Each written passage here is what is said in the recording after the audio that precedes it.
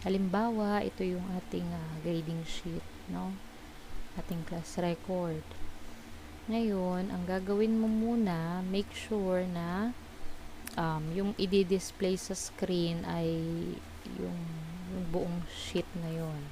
So, kung halimbawa katulad nito, ang dami pang blanco, di ba? Itong from 22, walang laman hanggang 50. Select mo muna yung mga yan. Tapos, right-click, hide. Tago mo muna para hanggang dun lang sa dulong yon.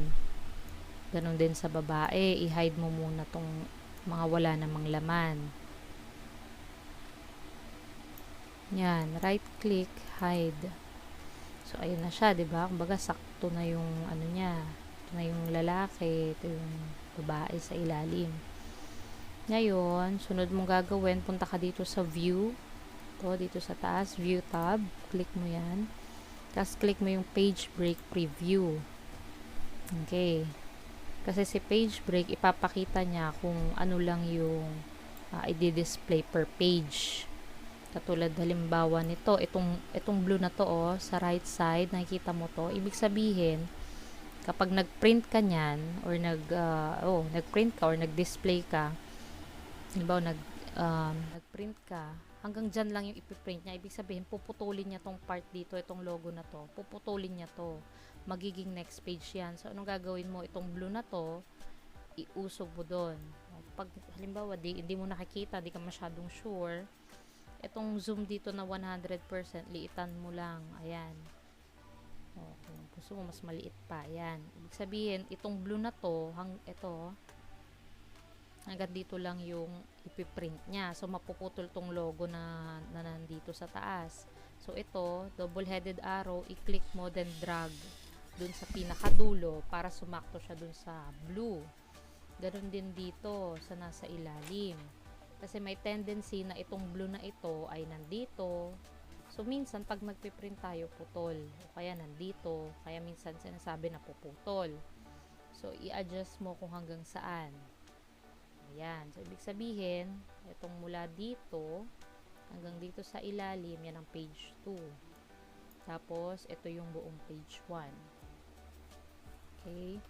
So, yan. Ano nang susunod na gagawin? File. Then mo file, tapos save as ka, i-save mo na to as PDF.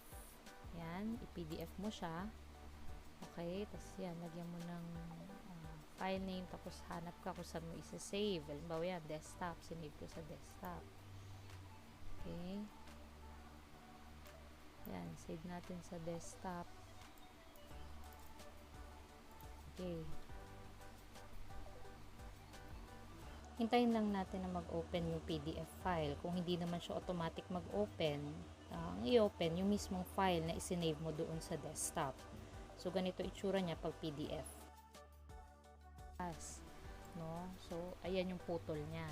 Kaya ito, first page, ito, second page. O, ngayon, kung gusto mo ngayon lakihan, syempre, i-zoom mo, di ba? O, ayan, i-zoom mo. O, ayan na. So, nandyan na siya. Ngayon, pwede mo nang gawin para mapicturean siya. Pindutin mo doon sa iyong laptop. Pindutin mo doon sa laptop mo yung print screen. Yung PRTSC. Print screen na, na sa keyboard. Pindutin yon. Pindutin lang. Ibig sabihin, isa-shot niya yung pinaka-screen mo. Tapos, pumunta ka na ngayon doon sa messenger ng tao na pagsisendan mo. So, Control V, paste mo doon. O, ayun na. So, ayun na yung picture. Tapos, send lang siya. Image format na siya. Okay? So, that's all for today.